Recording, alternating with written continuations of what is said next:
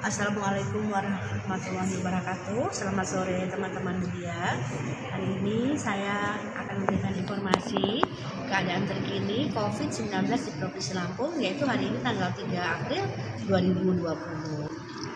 Baiklah, yang pertama saya akan menginformasikan update terkini yang ada di Provinsi Lampung. Kita punya ODP, orang dalam pemantauan, itu ada 1.341 orang ya, di mana 243 sudah selesai kita pantau, dan sekarang petugas surveillance lagi memantau 1.098 orang lagi. Itu sampai 14 hari ke depan mungkin berkurang lagi ya.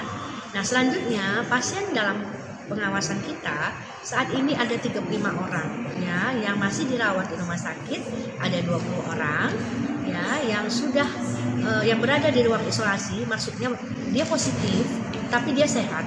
Jadi ada di ruang isolasi ada 4, dan pulang itu atau negatif itu ada 11 orang. Untuk kasus terkonfirmasi positif, saya ingatkan kembali, kita tidak boleh membuang yang sudah sembuh dan juga yang telah meninggal.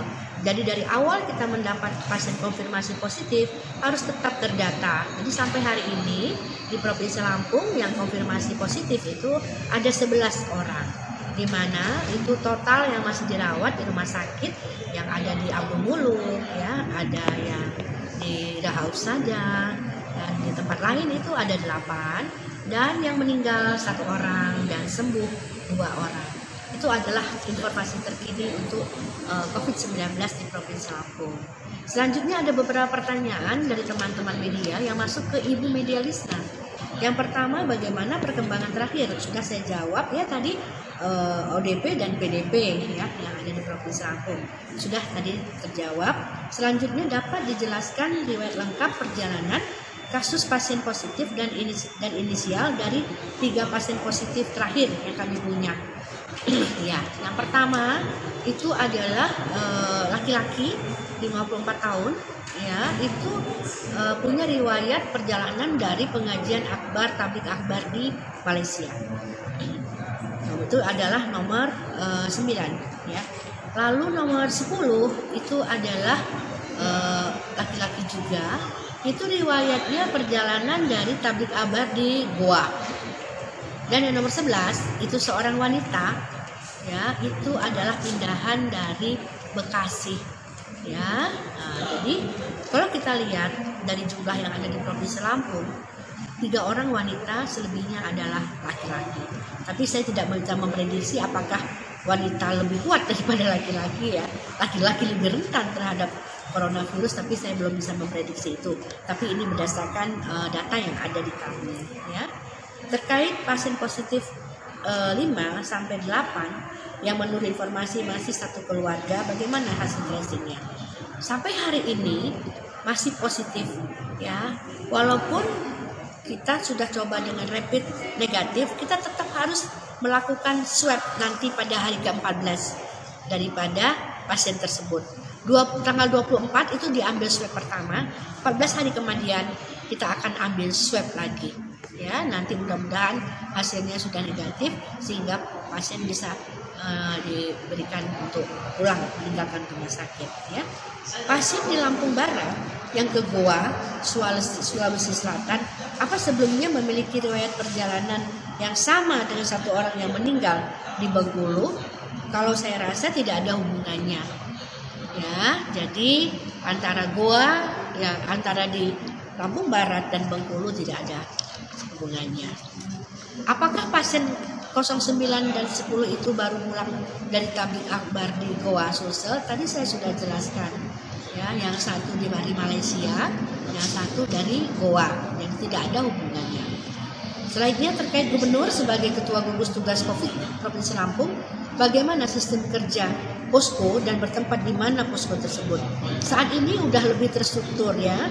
Jadi posko sekarang ada di Pemda, tapi kami di Dinas Kesehatan tetap ada posko khusus untuk operasional kami, pelayanan di jajaran kesehatan.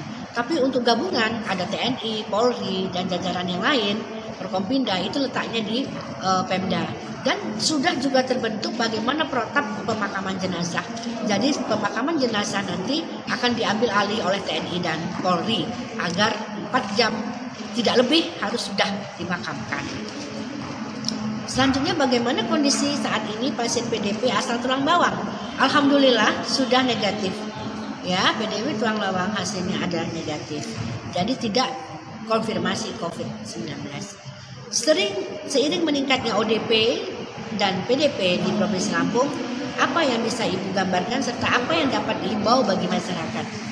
Ya, kalau melihat kasus ODP itu yang terus meningkat, berarti yang masuk ke Provinsi Lampung itu dari daerah terkonfirmasi itu sudah mulai banyak.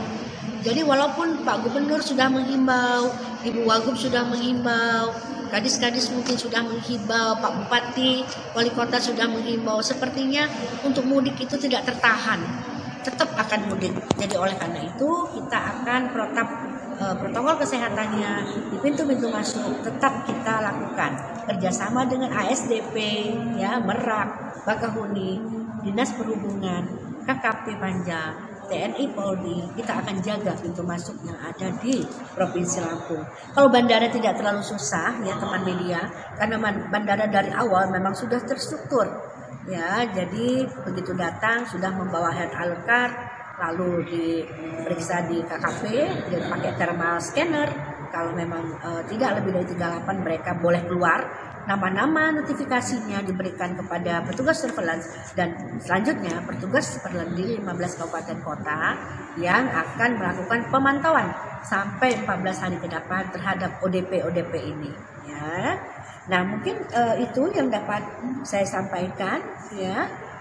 Mudah-mudahan tetap menghimbau yang Lampung jangan keluar Lampung dulu, karena sampai saat ini dengan 11 pasien yang positif kita belum ada transmisi lokal, alhamdulillah, ya. Nah, oleh karena itu stay at home, stay in Lampung. Kalau orang Lampung jangan keluar dulu ke luar kota. Nah, kalaupun kita tidak bisa menghindari yang masuk ke Lampung, tapi kita orang Lampung tetap berada di Lampung dulu. Demikian ya teman media, mudah-mudahan bermanfaat untuk memberikan informasi, ya. Terima kasih, tetap semangat, bersama kita bisa melalui pandemi global COVID-19. Wabillahi taufiq wa hidayah. Wassalamualaikum warahmatullahi wabarakatuh.